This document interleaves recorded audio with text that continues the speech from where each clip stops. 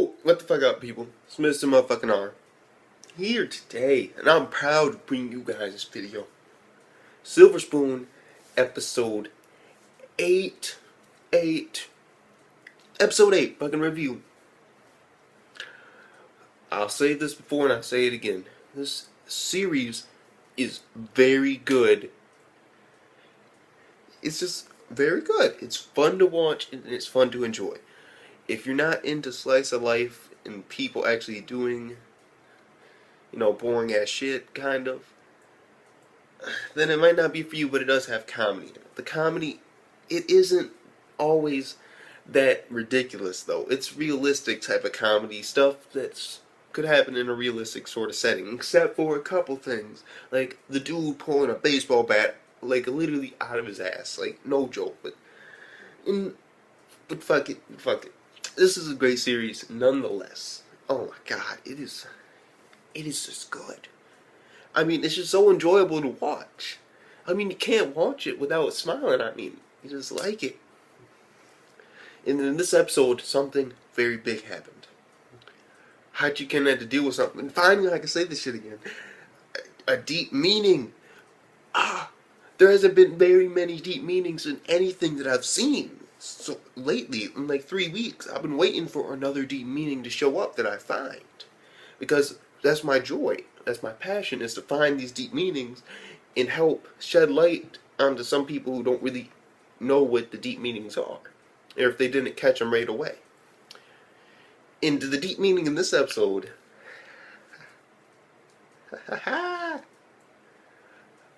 the life of a farmer. It is hard. But the thing is, it is very, what would be the word? It's realistic. And it's a very true situation. Talking about just how much money goes back to these farmers. In this episode, Hachiken spilled about like 500 liters of milk, or somewhere around there. And it's all because he made one mistake and forgot to attach the hose. And while he was cleaning up, he asked, of course, oh my god, how can I not remember her name? Oh my god, fuck, Mikage? Yeah, it's fucking Mikage. Yeah, fuck it. You know who the fuck, shit. I can't believe I forgot the bitches. You know what I'm talking about. Basically, he asked her, and she was like, "Oh, well, it's," and then we hear him say 40,000 yen, which, technically speaking, isn't that much money. It isn't, because technically speaking, 40,000 yen in American is technically like $40, like. But it's a lot of money to them. I mean, or it could have been a different, like maybe, I don't know. It's weird, but he seemed like, yeah, he lost these guys a lot of money. He didn't want to accept payment. I don't really know that much about Japanese in Japan and how, if that's like actually like a lot of money, like 40,000 yen. I mean, but I believe like, yeah, like 100 or 1,000 yen equals $1. If it was 100 yen, then it would be like $400 he cost him, and so that would make a lot more sense. Fuck it, let's Google that shit. Let's Google that shit right now.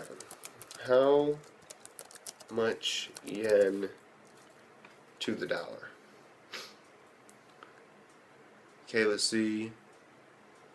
Okay, it's about 1 cent per yen, and so with that, yeah, it's 100 yen a dollar. So he lost him $400, and because of that, he felt sorry and he didn't want to collect his paycheck. And basically, the old lady's like, hey, everybody makes mistakes. Get over it. Yes, this is what we feel that you should be paid, Hachiken, for your hard work. And he accepted it, and then there was like a thing about how much, what he's going to spend it on. Is he wise or is he dumb? Is he going to spend it to better himself or is he going to spend it on worthless shit? We'll see. But that was like the end of the episode. And it was a deep meaning because it brings out the whole reticle of, do you know how much money farmers actually make?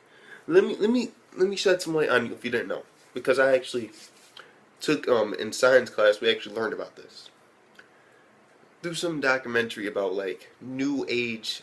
It was like about basically what the fuck they do to chickens, like where your meat comes from. And oh god, don't watch it, don't watch it. If you would ever like to fully enjoy a fucking cheeseburger, me, I'm like fuck it, why not?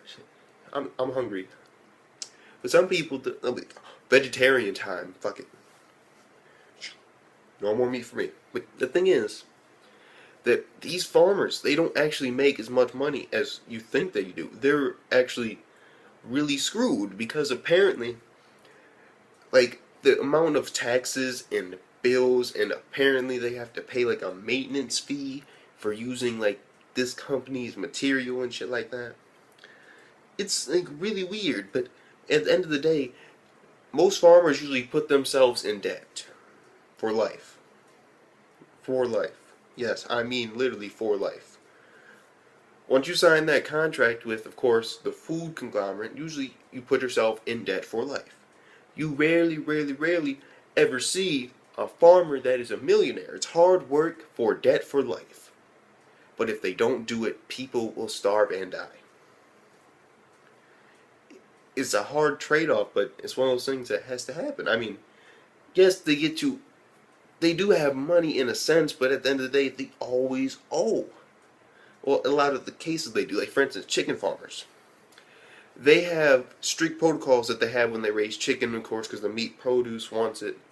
Like the food, like big corporation that owns it, they want their food to be treated a sort of way, and basically you have to rent one of these like hen houses and the actual eggs and chicken and stuff like that from the company, and it ends up accumulating a debt. And then they pay you for what you bring back, but it's always smaller than your debt is. So they always keep their hooks on you. Always. It's one of those things. And if you don't follow the rules, then you lose your company and you lose your contract and you end up in debt. It's a very fucked up thing, but that's what happens. Farming is not what it used to be. It's not yes, you do live off the land and you do get your food right, and you have much more money for other things, but at the end of the day, usually most farmers are in debt. Money does not really grow on trees for farmers, and they're the people with the green thumb. So just saying. But it's really fucked up. And I like how Hutchikin stated, like, I wasted them all this money. Then he thought to himself, wait a minute, how much of that money actually goes back to them? The answer is very little. Very little money actually goes back to these people. Let's say that they have a crop worth, like, let's say $1 million. Sell it for, if they sold it just to people, they could sell it for like $1 million. But instead, they'll sell it in bulk because all these other people, they're competing basically with them to sell it to this company. And so basically they'll end up selling it for maybe $100,000. And then this company takes a ginormous profit, and at the end of the day, they usually get sticked, in a sense. They don't get as much money as they actually deserve, or how much the product is actually worth. But it's a situation, and it's really messed up. It is. There are some cases, of course, when you can become a rich farmer if you do your stuff right, but it's always going to be hard work. It's always going to need human muscle in it, one way or another. And at the end of the day, when it's a fan, you just gotta hope. That you're not in debt. You just gotta hope. That's farmer's life. And I don't know how I got into like living the 9-minute thing about deep meaning, but fuck it. That's something that I actually liked in this episode. In this episode, it was really actually enjoyable and funny. I'm like, oh shit, yo, bro, like, ah. That was the shit. That was right, the shit. It was like, damn. Like this old lady, because basically what happened in this episode is cows got in from the town, basically another farm. They got mixed in with their cows, and so they had to separate them, but in order to separate them, they had to get them into a pen. And when this cow was about to eat this carrot, and this old lady's just like, I'll fucking kill you. The cow fucking walks away. It's like, oh. Just walks away. It was good. And the entire time when Hachiken's really doing hard work and all that, Papa, or the dad, Mikage's dad, I believe, like, her dad, he's like literally crushing shit. Like, you, this motherfucker, he coming in to steal my daughter. Like, literally. At the end of the day, though, he accepted that Hachiken did a good job, and he had to respect that. And I like that, how he sort of won over the father. The mother, she was already won over. Like, he's like, oh, Hachiken's such a hard worker.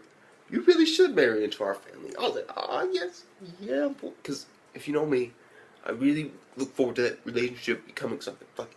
Make it become something. Make it become something, please. And then from there, it went on to meeting his brother. And his brother used to go to Tokyo University until he dropped out to become a ramen chef. But the funny thing is, he has a great taste of, like, has a great taste. He can taste things very well. And you know what the fuck I mean. He has a heightened sense of taste, and so he knows what stuff like really, really tastes good. Like, you can actually make a lot of money on that if you, because some people that actually have like very, very, very mature or something like that, like sensitive. What the fuck would you call it? Taste buds, yeah, taste buds. And those taste buds, like, you can actually get paid money for testing out food because you can like taste every single ingredient in it. Like, that's calcium, that's protein. Like these motherfuckers, like, damn. And you can make a lot of money doing that, but it's like really rare. And the thing is, he can't cook for shit. Like, for shit. Like, no, bro, no. And there's another thing that happens with him with his dad. He's like, Father, you stay the fuck out of this. I'm not telling you where you go, aka Hachiken is. I'm not telling you where he's working. No, fuck that shit. I did what you wanted me to do. I got into college. I let you have your day in the sun, and now I'm fucking out. I'm living my life. Cause the father, oh my god, his father, oh my god, you could like hear him. Mom's all like, oh, that's so nice, and then it's like, that's bullshit. Give me the fucking phone, bitch. Like literally, he's like that. And so his dad's gonna be a porn character if this series ever continues. I can see it happening. Maybe the last episode, his dad will get in there and be like, no, fuck you, bro. I'm gonna do me. But we'll see. And then, of course, there's a scene with this milk. And Hachiken's like, it's like, you know, it's illegal by the Food and Drug Administration to drink raw milk, but it is a lot tastier. We have to heat it up and remove stuff from it. And then this is when shit got really funny. Like really, really funny. Look, what happened was actually pretty smart and intelligent. I'm like, oh shit. Hold on a little bit. What happened was, okay, fuck it. Let's do this, okay? Shit, I forgot what the fuck I was. Ah, fuck. That's the worst part about doing one takes and you can't edit. So fuck it. I was talking about. Oh yeah. The Food and Drug Administration. You have to heat up milk before you have to. What is it called? You have to like depasteurize it or pasteurize milk before it can be consumed by humans. But he's like, there's nothing against you drinking it at your own home. And so he just starts walking on. It's like, so if you just happen to stick your head in there and take a sip, then there's nothing I can do about it. You just leave. And as you see this dude like literally sip something. He's like, like, this dude is frolicking. This dude is frolicking, bro. And you just like, yeah. Like literally, he's like, yeah, like bowing down, like, thank you so much. And of course, there are other moments like that throughout there, but those moments I'm not really going to talk about as much. But yeah, that was basically the entire episode. So Papa came around, everybody's come around. It's getting to a good setting. He's done with work. Summer's almost over. He got a little money to spend. He got a stronger relationship, of course, with Mikage, or Mikasa, fuck, whatever it is. Yeah, Mikage. I believe it's Mikage. But he has a great relationship with her. It's a friendship. maybe something else. Cause I'm telling you, bro, those horses were saying something, bro. When he nudged, he knew what the fuck he was doing. It's like, yo, bro, let's go in for that shit, bro. And then Papa, of course, Daddy, you motherfucker, I'm gonna kill you. But he seems won over now. He sees that he's a hard-working guy, and he takes responsibility for his actions. But they're like, no, fuck that shit. We're giving you this fucking money. You earn this. We just don't know how much it is though yet, so that'll be interesting to find out too. With that being said, though, I don't even know. I don't think I've ever like really gave it this like a low rating, like ever. Like ever. I'm gonna go back eventually and I'm gonna see exactly what ratings I gave this shit. But fuck it, it's an 8.5 out of 10. This was a great episode again. You see a pattern. This is a really good show. I really enjoy it. I really like it. It's 8.5 out of 10. It was great. Great. Great. No editing because I can't do that shit, but just make picture of fucking great, like just appears on the screen for a second, then disappears, of course, with some weird transition. That's what I like to do sometimes, occasionally, fuck it. Anyway, that being said, I really want to know what you guys think about this series, because I really enjoy it, but I want to know how you guys feel. So let me know in the comment section down below how you feel about this series, and overall how you felt about this episode. With that being said, Smith's in my fucking R. Like the video if you agree with me, dislike if you want to hate, or do whatever you gotta do. You don't agree with me, go ahead, write or pin down, hit the dislike button. I accept all opinions, fuck it, why not? I think one way, you think another. It's common life. If we all thought the same, we'd be boring as shit. And, of course, subscribe for more motherfucking content. Fuck it. Anyway, see you later, motherfuckers.